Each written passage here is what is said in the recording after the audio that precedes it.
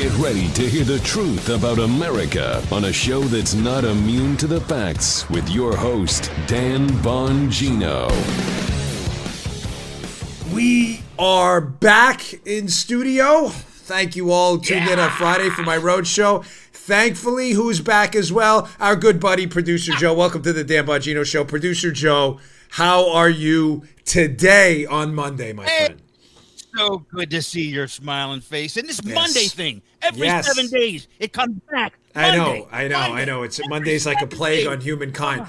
Although Monday, you have to agree, for us is always, I think it's always the best show because there's so much weekend content. I sent Paula probably 30 stories. She's like, dude, what are you going to use? Just, come on, we're running out of time. My smoke alarm went off at 2 o'clock in the morning, woke up the whole house. Me and Paula didn't fall asleep till 5 o'clock in the morning. So we got up a little late because I needed some sleep. I went back to bed after Fox and Friends, my morning hit. And she's like, just give me the stories. So I've got a stacked show for you to run down quick here. Antifa.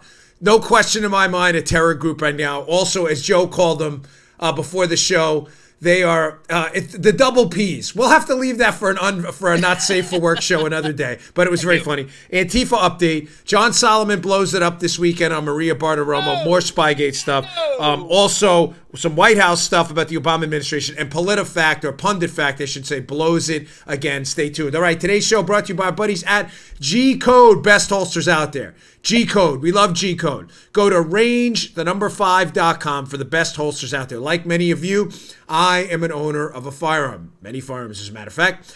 I carry a Sig Sauer P365. Love it. Great firearm. Now, a great firearm requires a great holster. Ladies and gentlemen, cheap holsters, frankly, can be dangerous. You don't want them getting snagged. You don't want it if you're pocket carrying. You don't want God forbid, the trigger to get snagged because you have a poorly designed holster. Good holsters are imperative. Do yourself a favor and go pick up a G Code holster today at range5.com. Range5.com. You get 15% off with promo code Bongino. For more than 20 years, G Code has produced what many, including me, consider to be the finest holsters in the industry. They lead the pack. They're 100% American-made products, all materials, all components sourced here in the U.S. The owners of G Code holsters are military vets.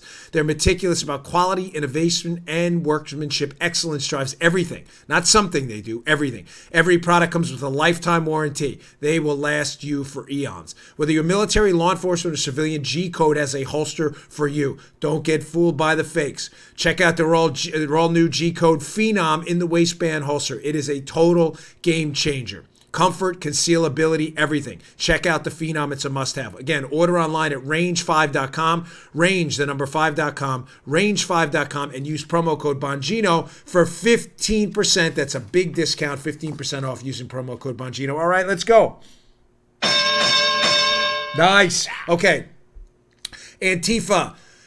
The anti-First Amendment group. They are not anti-fascist. I don't care what they call themselves. Antifa stands for anti-First Amendment. That's it. I don't care what they tell you Antifa stands for. Antifa stands for anti-First Amendment because that's what they do. That is what they are. They are an anti-free speech suppression, ultra-violent group of domestic terrorists. They are a bunch of coward, chump, basement-dwelling, unemployed losers with zero career prospects. As I said this morning on Fox and Friends in an extemporaneous moment of anger directed at these complete buffoon loser tool bags, they're professional s'mores roasters. That's what they do. They sit in mommy's basement with their s'mores. They're about $1.30, about maybe $1.10 with 70 pounds of sand on their back. They've never lifted a weight in their lives. They couldn't throw a punch watching a tutorial YouTube video 20 minutes long.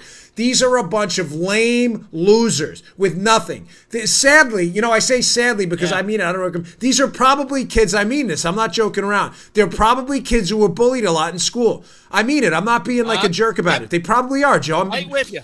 And they don't, this is their outlet. Like, because they were bullied a lot, instead of realizing that what happened to them was wrong and they shouldn't replicate it, what they do is, because they're probably, now they're big wusses and they're s'mores roasters, instead of adding positively to society, they take out their childhood anger being bullied by working in packs themselves and going and attacking innocent people, contributing to the cycle of violence. That's what they do. Yep. These are losers. They're not, and by the way, if you ever hear anyone say, I'm sorry about the rant, but this is important.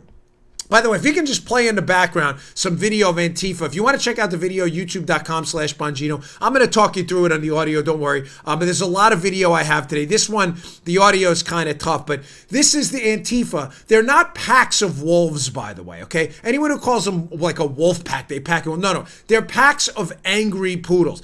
This is them. We can see them stalking a young woman. By the way, hat tip Elijah Schaefer from the Blaze TV. This is his video. By the way, correction, I incorrectly tweeted this weekend about the video that it was a 10-year-old. I saw that on Twitter. That's my fault for not fact-checking that. 100% my fault. Apparently, it's a young lady. She's not 10 years old. She's just a little short in stature. But this is, regardless, it doesn't matter. This is Antifa stalking this woman and this guy, following like the pack of angry poodles they are. This is not a wolf pack. This is a pack of chumps. This is a pack of loser cowards. You can hear kind of some of the sound in the background and the audio. Again, if you want to check out the video. Away. Yeah, I mean, walk away, they're telling them. So they're walking away. What they are, and yes, keep in mind, this is Antifa telling them to walk away as they're chasing them and trying to beat them. Remember, only attacking in packs. And if you notice, you watch some of the video, you'll see the guys that are attacking them always look behind them. Why? Yeah. Now, follow me here, folks. You are a coward. You're not you, but try to put yourself in coward, loser, professional s'mores roaster mood for a minute. You are a complete chump. You're a loser. You have no career prospects. You have the intellect of a dead rabbit. You're following these people around. Why are they turning around the Antifa people and looking in reverse to see what's going on? Because the Antifa losers that are getting ready to attack this man and this woman want to make sure they have their buddies behind them, because God forbid the guy that attacks them, they don't want to wind up in a one-on-one fight because they're coward losers. Now, showing you that Antifa, anti-First Amendment, ladies and gentlemen, when you tweet about them, always do what I do. I'm humbly and respectfully requesting you do this. When you put on Facebook or you put on Twitter, make sure you put every time Antifa, which is shorthand for anti-First Amendment. I write that every time because that's what they are. It's an anti-First Amendment group. They are not anti-fascist. They are fascist. Don't let them gaslight you, okay? Here's some video. A hat tip to the Post-Millennial. I think it's at Post-Millennial on Twitter. They took some video this weekend. They are racist, too. Antifa are not only fascists, they're not only cowards and chumps, they are also outright, downright racist thugs. We have 3 videos here. Here's the first one here. Here's them. I think this is the one of them calling a black police officer who actually works for a living, unlike the professional s'mores roasters in Antifa. Here's them calling a black police officer, disgracefully, calling him an Uncle Tom. And no, listen to kind of, now for the audio, you got to listen close on this, the video viewers too. The sound is kind of low because it's being recorded by people on iPhones and that stuff. But listen to this, check this out. Race trader. The badge designed on and everything. The star. Race trader. Yeah. For you to be a race trader. To be part of the neo-colonial machine. Where do you work? If you go down a block, you can probably get up there a lot quicker. You can always Yeah. Sorry. Look, it's fun.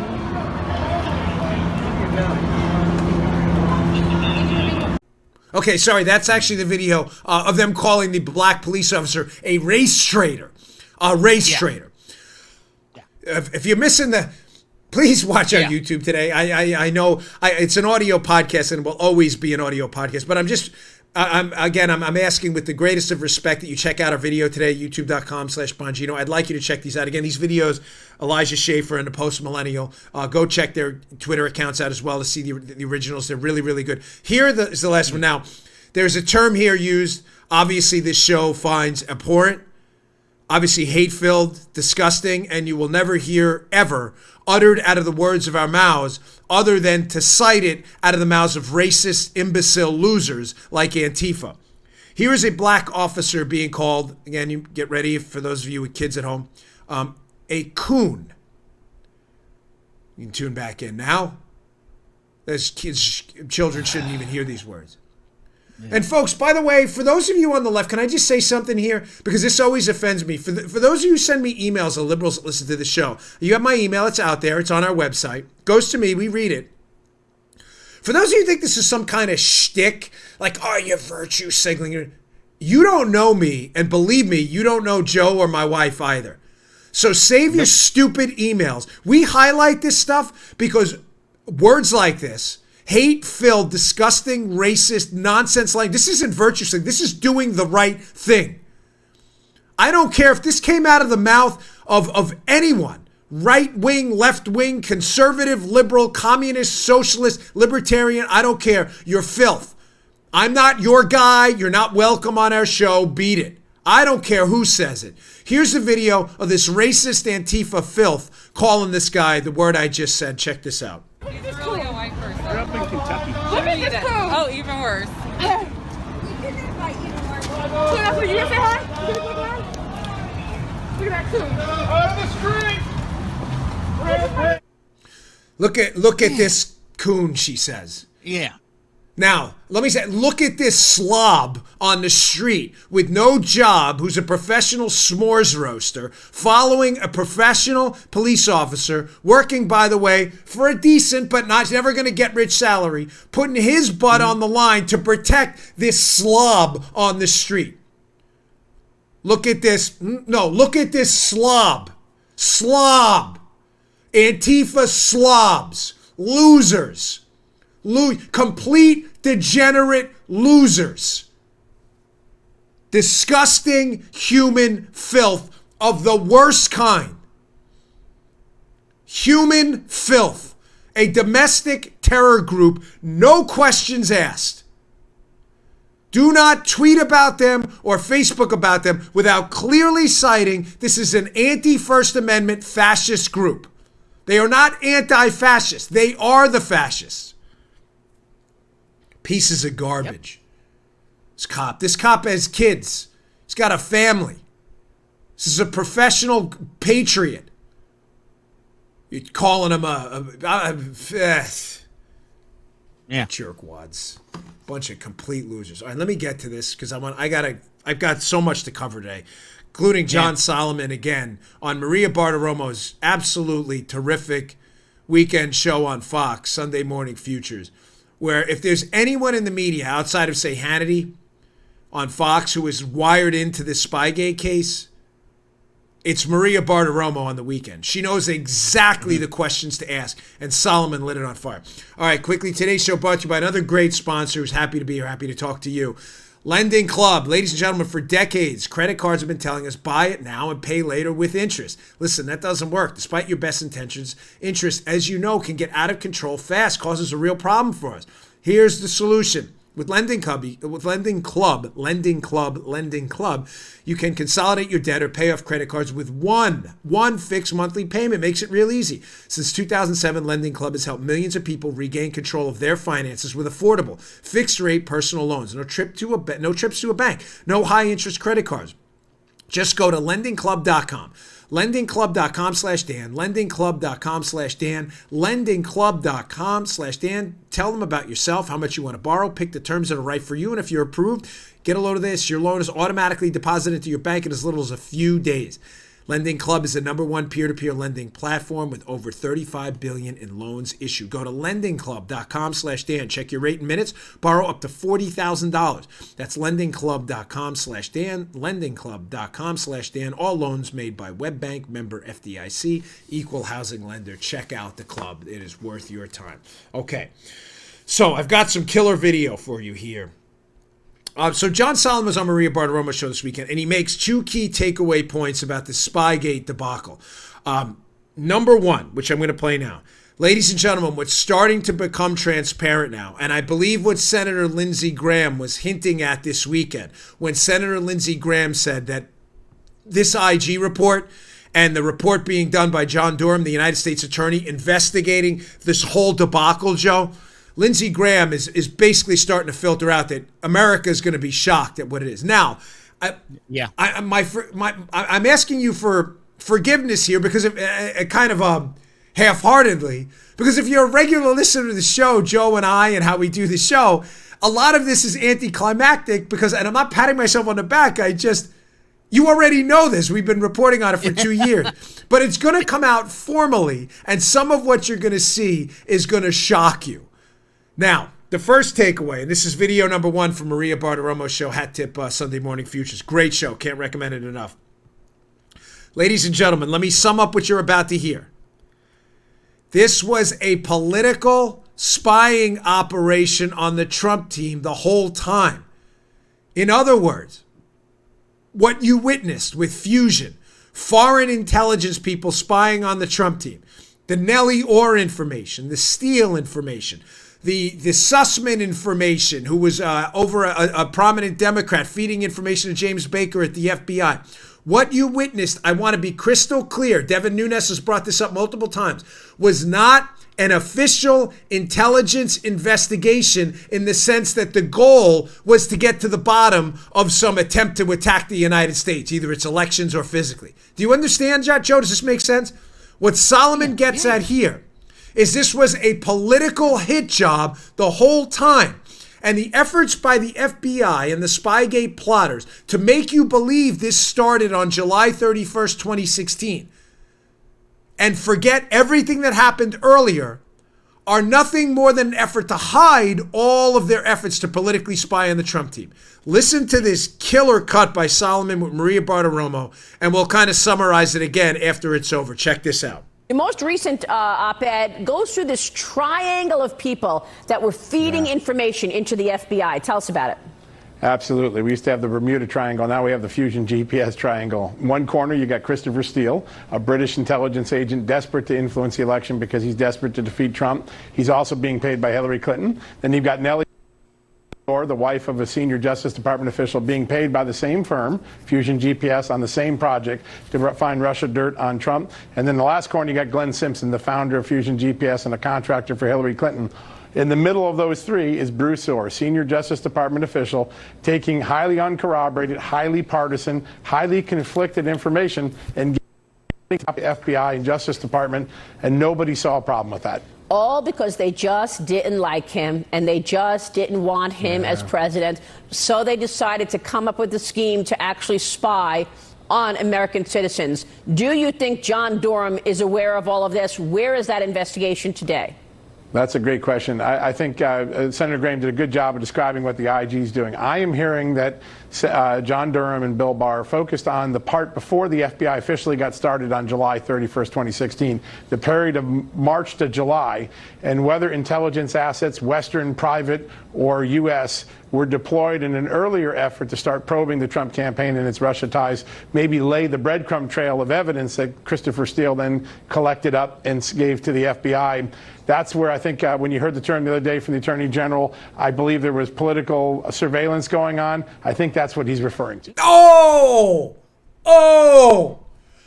Red flag on the field. There's a flag on the field. 10 yards. Spygate conspirators. Repeat first down. Folks, there's so much, and I had to cut that. I have another one in a second. I had to have Joe cut it up because there's so many nuggets in here. I was ashamed I missed it live. I had to catch it. My wife and I had to go to church. So we missed it live. But I always watch it on tape. I'm like, how did I miss this? This is amazing.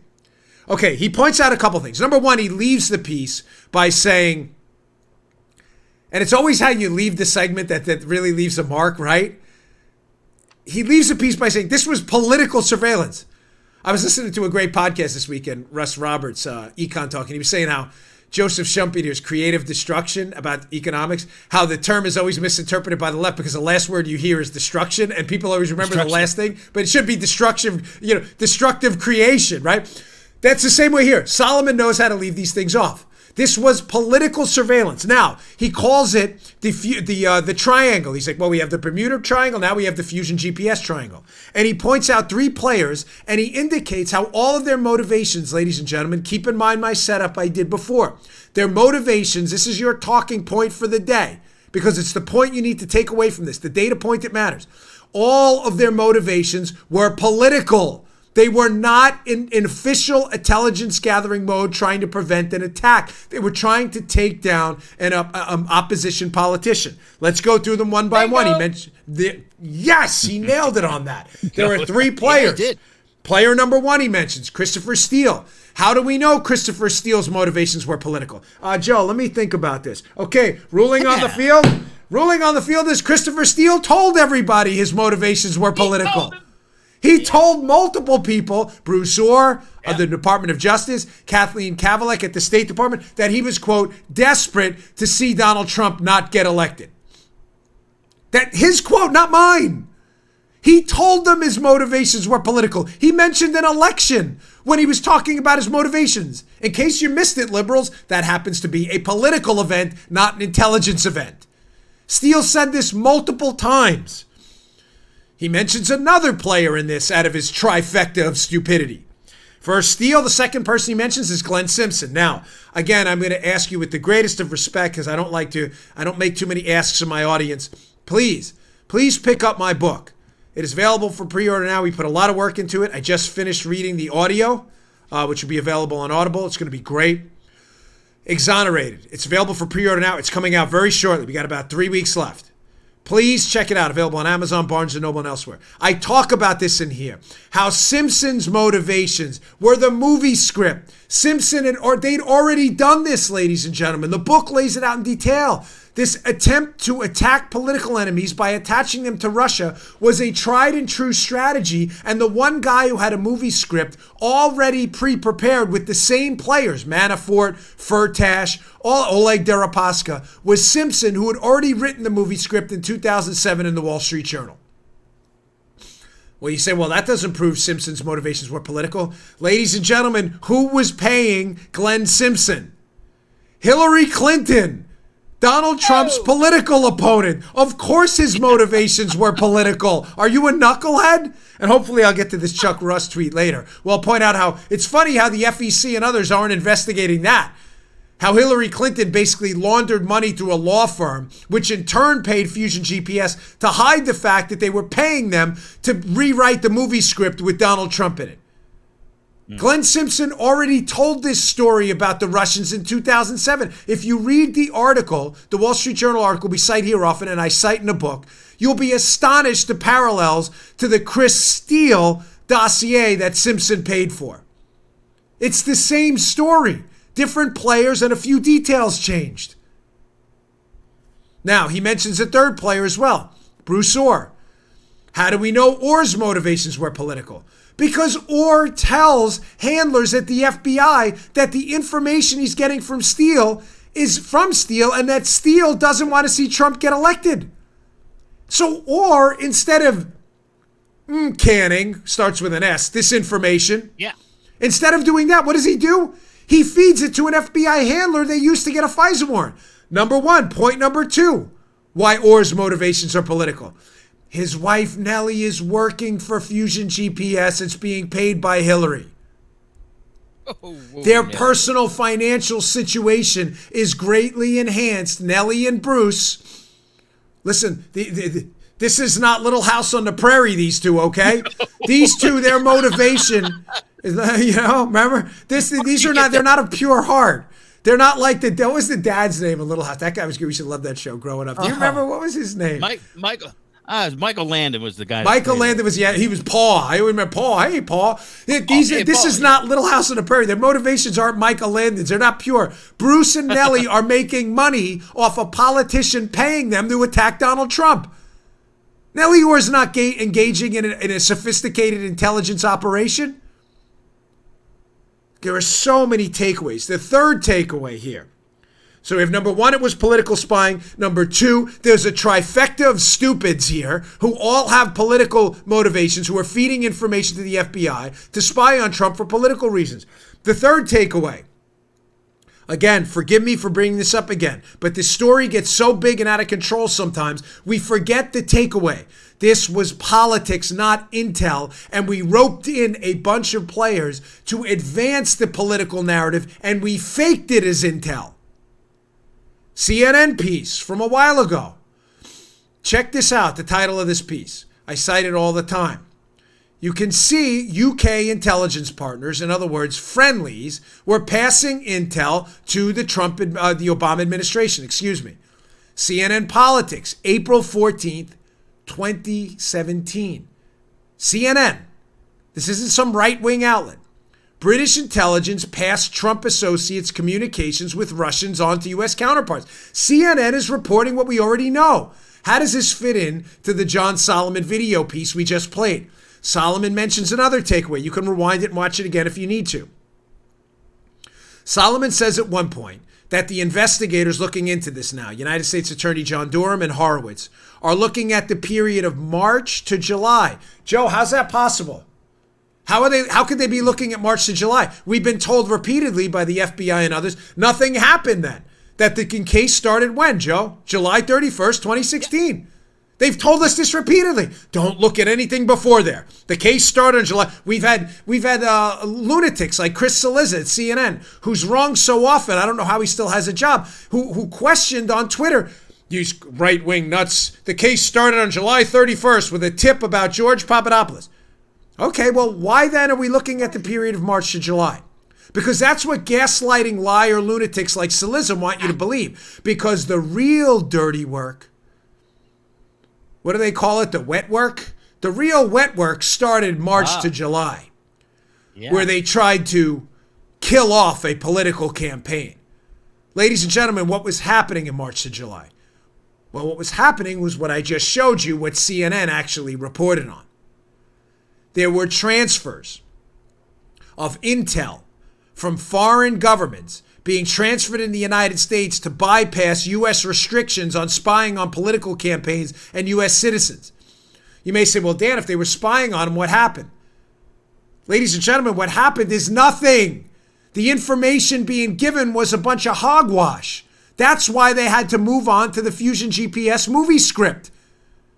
Is this, audience ombudsman Joseph, is this making sense?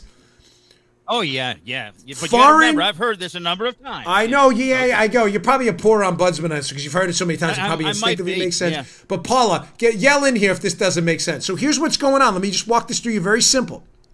The Obama administration wants the Trump team and others gone. They can't spy on Trump because he's a U.S. citizen. He's done nothing wrong, or his team. What do? They wink and a nod. Well, we can't spy on him, but you in the UK can. Huh? You, our other foreign intel partners, Australians, you guys can help us out. They start feeding information about conversations happening between the Trump team and people connected to Russia. What's the problem, ladies and gentlemen? Nothing. None of these conversations are illegal. None of it. How do we know? Because nobody's been arrested for any of it or charged with any crime. So, of course, the Obama administration, instead of saying, okay, guys, let's let this go. It's a bad idea. They're not doing anything wrong. Of course, what do then? They double down. They go, well, if we can't get from foreign officials information to indict and arrest these guys and spy on them, we'll just make it up. Here's our guy, Glenn Simpson. He wrote a story in 2007 about this scandal. And some of the people on the Trump team, like Paul Manafort, are now in that 2007 piece. Let's get Glenn Simpson to give us the information and he can get it to the FBI. Well, Glenn Simpson is a reporter, though. The FBI's not going to take his information seriously, Joe, especially if they find out he's working for Hillary. So what do we do now? Eureka! I've got an idea. Let's go hire Christopher Steele, who was a British spy working on the Russia desk, who has credibility with the FBI. Let's write up a dossier, and let's have Steele give the information to the FBI, because the dossier and the Steele information is not the same thing, folks. Steele's clearly feeding information to Brennan at some point. That's why Brennan says, I didn't see the dossier until December. He's probably not lying. What he doesn't say is, I have no information from Steele prior to December. It's not the same thing. Right. Steele's feeding information to the FBI and the CIA, and Steele has the credibility the FBI needs to go in front of a judge and swear, hey, look, we got it from a legit source. You dig? This was a political operation. Now, one final point on the CNN piece. You may say, why did CNN report this, Dan? Why would CNN in April of 2017 basically blow up the fact that the Obama administration was engaged in the biggest spying scandal in United States history? Folks, because CNN thought the collusion hoax was real. I'm telling you, they thought this was real. Follow me. They wrote this story thinking, they got worked. Yeah. Oh, there's a flag on the field. More laundry on the field. They got worked. Everybody's feeding to CNN, their Democrat sources, their FBI sources. Trump colluded with the Russians. All of this based on a hoax dossier, a total hoax. CNN writes this story to hit Trump and to hurt him.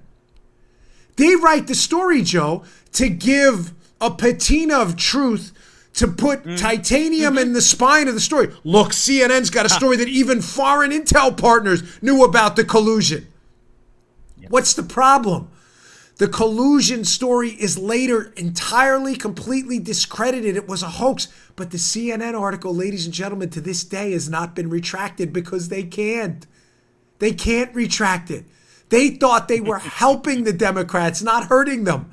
Look, even foreign intel knows about this collusion. They didn't realize what the headline really says is Obama spied on Trump, circumvented U.S. laws by using foreign partners.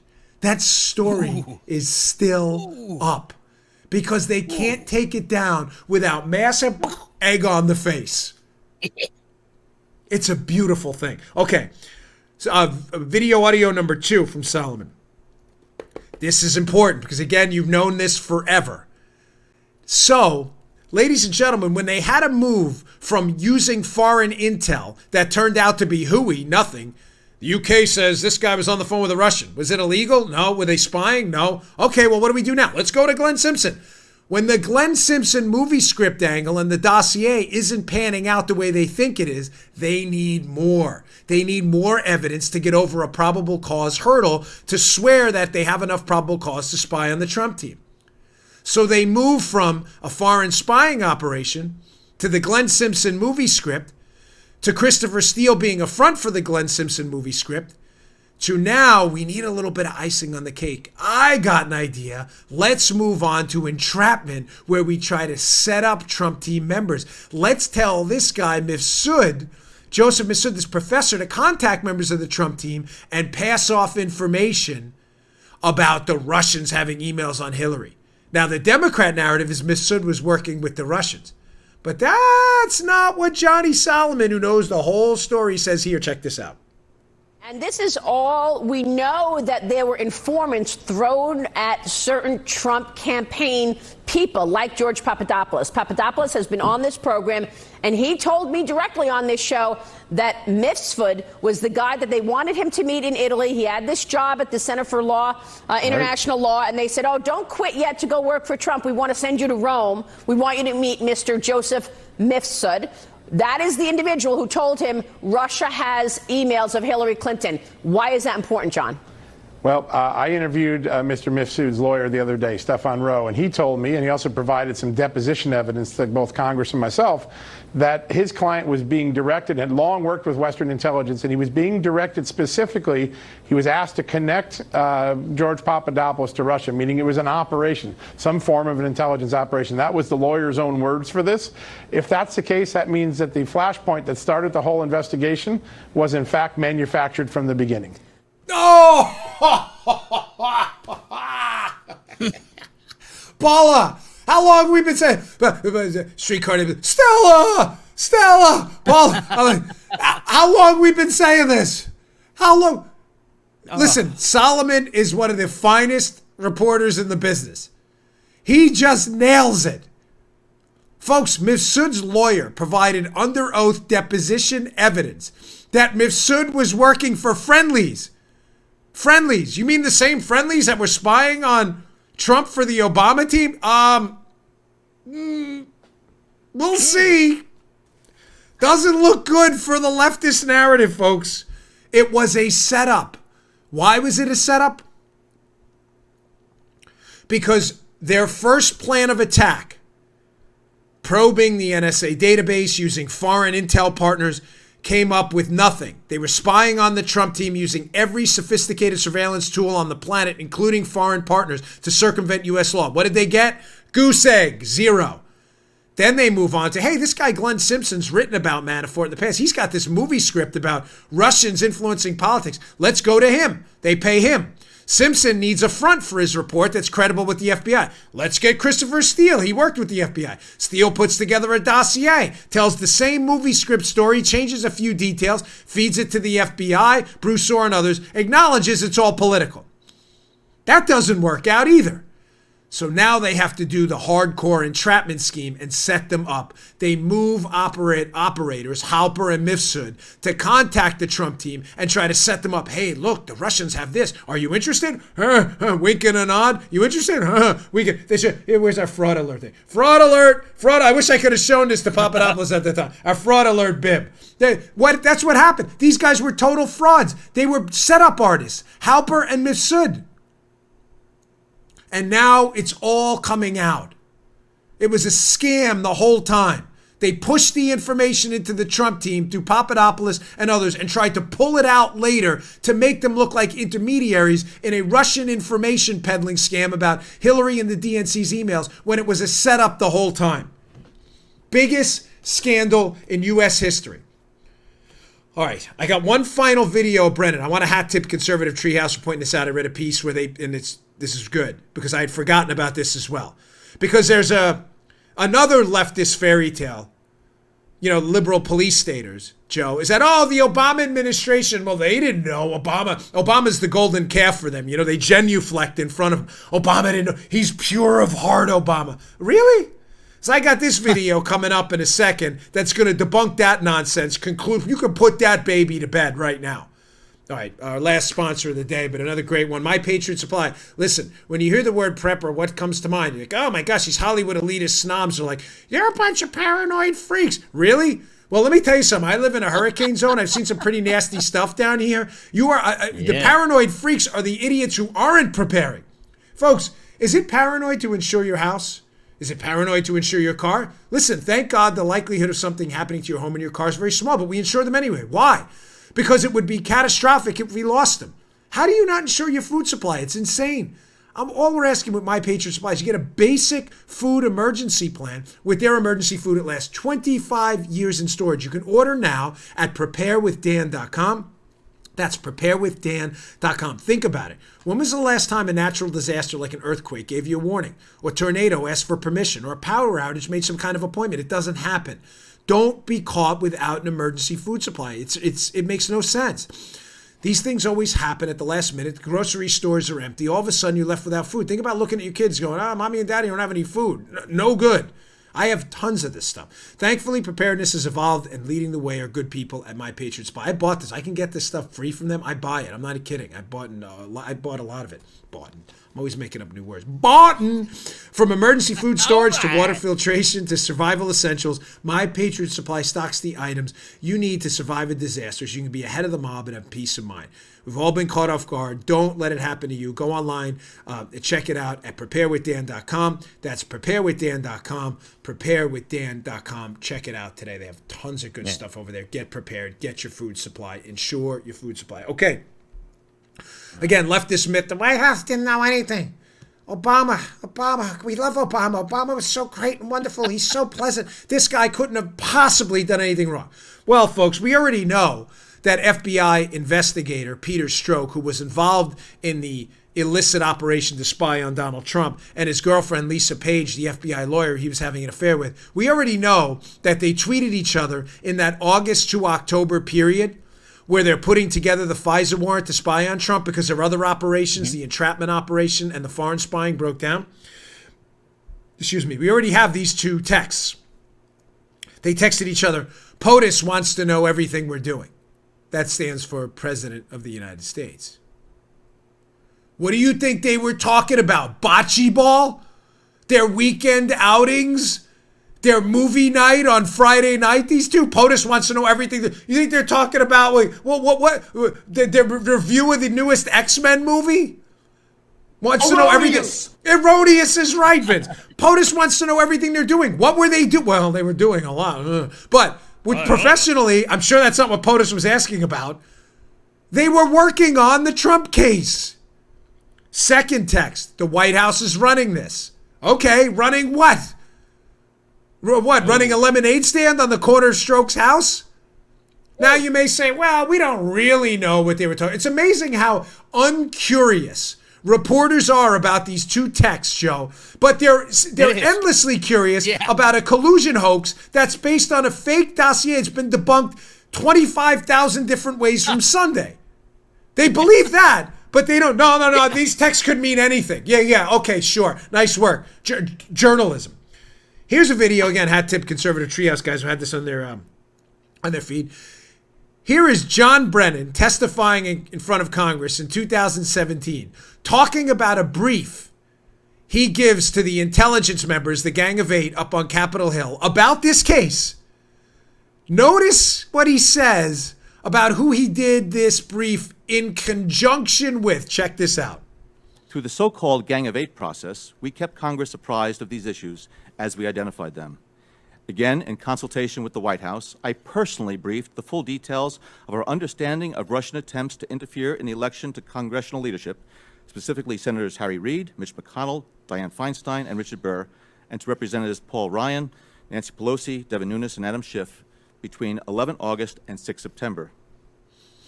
Oh, you did it in consultation with the White House. Again, media folks, don't worry, no investigation here. We know you don't. Listen, journalism died 50, 60 years ago. We get that. But again, it is amazing how people who call themselves reporters and journalists are fundamentally not curious about the biggest scandal of our time and overwhelming evidence that the Obama administration White House was involved in a detailed, sophisticated political spying operation on the Trump team. The evidence is everywhere. POTUS wants to know everything we're doing. The White House is running this. John Brennan. I briefed them in consultation with the White House. You may say, okay, Dan, I know the reporters, alleged reporters listening who don't actually do journalism are like, well, we don't know. You cut that clip. What was he briefing them in consultation with? Well, the August briefing he gives to the Gang of Eight about this scenario contains information only contained in the dossier or from Steele's mouth. How do we know that? Because just a couple days after that briefing, Harry Reid, one of the people Brennan briefed in consultation with the White House, Harry Reid writes a letter to the FBI demanding an investigation and includes the ridiculous, now entirely discredited allegation in the letter that Carter Page took a bribe from a Russian gas company worth hundreds of millions of dollars. A completely fabricated nonsense charge.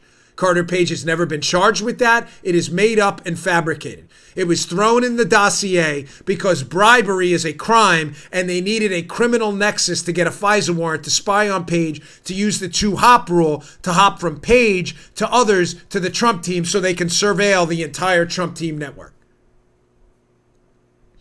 He says it, Brennan's words.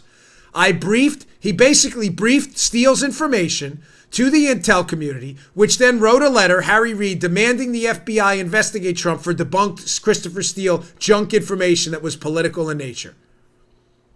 How do we know that? Again, because the charge Harry Reid includes in the letter is only from Steele.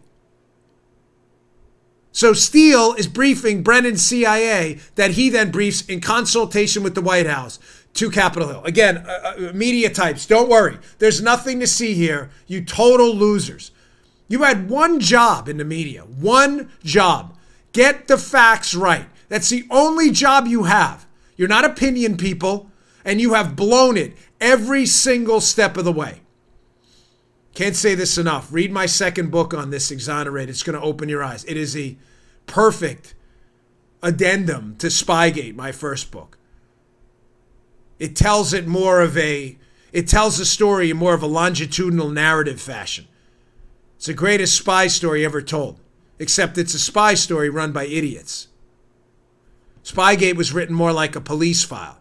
This is written in more of a narrative format. Spygate, you can jump from chapter to chapter. This one reads straight through. Disappointing, folks. All right, I've got other news. I had so much this weekend. I'm going to filter it into tomorrow. I've got so many great stories. Pundit Fact blows it again. These Pundit Fact, PolitiFact, ladies and gentlemen, these fact checkers they're in my bête noire. I can't stand them. I hate them because I shouldn't say hate, that's a strong word. I strongly dislike them. I always tell my daughter not to say that. But, it's just not nice. But I strongly dislike what they're doing because they're not fact checkers, folks. Here's the latest where they just completely blow it. Pundit Fact by Tom Kircher. Trump-backed ex-pitcher Curt Schilling misleads, saying self-defense gun use stops 2.5 million crimes. Now, what's fascinating is that Pundit Fact, PolitiFact, I'm pretty sure they didn't check Beto O'Rourke's ridiculous tweet this weekend, speech this weekend, where he said the United States is a racist country. We're still racist today. That's a pretty outrageous charge. Here's a tweet by Beto. Our country was founded on racism and is still racist today. In Arkansas, I said why I believe there's no denying this reality and why it's on all of us to change it. Clearly an outrageous, hyperbolic, anti-American, moron thing to say by the worst candidate in a field full of fools on the Democrat side, Beto. Interesting how they didn't fact check that and look at the actual data of racism in the United States, which has dropped so dramatically that racists are so isolated now that you would be laughed out of the public conversation if you were ever to speak like Antifa speaks in front of other people, the known racist anti-First Amendment group. Thankfully, that's racism, which still exists, but is isolated to pockets of insanity that you are not accepted in any polite conversation anywhere anymore. But we're still a racist country. But PolitiFact, Pundit Fact, they won't touch that stuff. So what do? They harp on Curt Schilling, who was a pitcher for the Red Sox and the Diamondbacks. I know Curt, full disclosure. But Curt had tweeted this. What's that? And the Orioles. Yeah, he was here. Did he? Oh, yeah, that's, you know what? Yeah. You know what? Good pull, but I totally forgot that. Yeah. Curt Schilling, he's at Gehrig38. So Katie Thulin, who I know on Twitter, she's at Katie121, tweeted, "You mean to tell me law-abiding, responsible gun owner actually did stop crime? Well, butter my butt and call biscuit." An interesting tweet by Katie there. Curt basically says about this defensive use of firearms happens 2.5 million times a year per the CDC. Now, to be fair, Curt gets the citation wrong. It wasn't the CDC, but instead of Pundit Fact saying, well, there is some data to back up what Schilling said, even though the citation is wrong, they rate his claim as mostly false. So we did a little homework this weekend based on Pundit Fact's own citations in the piece. And we found this 1995 study, more than credible study. Here to put up the title of the study. By the way, this will be in the show notes with a bunch of other terrific articles at Bongino.com. Subscribe to my email. We'll send you this stuff every day. But I want you to check out this study. The Journal of Criminal Law and Criminology. Armed Resistance to Crime, The Prevalence and Nature of Self-Defense with a Gun by Gary Kleck and Mark Gertz. Now, the study is from 1995, to be fair, but Kurt's data is not wrong. Curt didn't say this is recent data. He just made the claim that happens about 2.5 million times a year. So instead of providing some actual fact checking, saying, well, Kurt's data is not exactly wrong, but it may be a little dated. It may not be. That's the study. I want to show you what the study actually says. We can debunk these fact-checking nonsense liberals who have an agenda. Check this out from the actual study. The most technically sound estimates presented in this table are those based on a shorter one-year recall period that relies on the subject's first-hand accounts of their own experiences. These estimates appear in the first two columns. Listen, folks. They indicate that each year in the U.S., there are about 2.2 to 2.5 million defensive uses of firearms of all types by civilians against humans, with about 1.5 to 1.9 million of the incidents involving use of handguns. So, ladies and gentlemen, Kurt's number is exactly right. But again, PolitiFact, who is not a fact checker, this is a liberal activist group telling you a story, not telling you the facts, can't have any of that be correct. Let's not focus on that. Here's another winner. Let's not focus on Friday's show. Remember on Friday's show, Joe, we played the video of Elizabeth Warren doubling down now on her claim that Michael Brown in Ferguson was murdered, despite the fact it is categorically false. Murder is homicide is a legal term for an unauthorized killing of a human being. Michael Brown was shot to death by a police officer. The Department of Justice studied the incident and deemed the use of force appropriate based on Brown's actions. It was not a murder. Elizabeth Warren keeps saying this because she's desperate for votes to rile up the liberal base and because she's a liar. She's just a straight up liar. Where's pundit fact on that one? Obama's Justice Department deemed what Elizabeth Warren said to be false. They did their own study. Nowhere, Joe, because that doesn't fit their narrative. Yeah. Remember, ladies and gentlemen, liberals lie. And just to clear up something, I said last week, and I always appreciate your feedback, even the negative stuff, because you all are very nice, even when you're like, Dan, I love your show, but with all due respect, you don't have, I appreciate that. It's very nice. I don't mind the negative feedback.